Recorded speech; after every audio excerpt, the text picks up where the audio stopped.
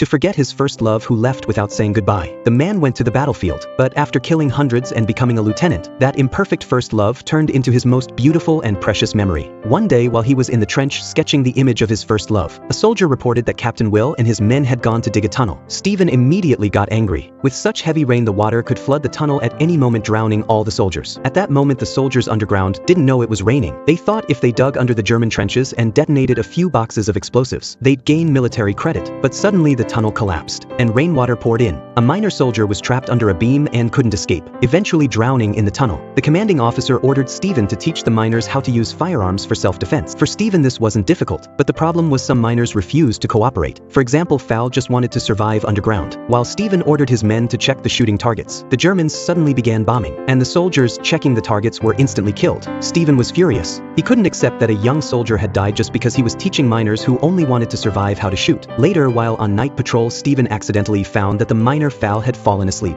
You know the punishment for falling asleep on sentry duty for others? Court-martial. Sergeant Major Price will bring you down in the morning.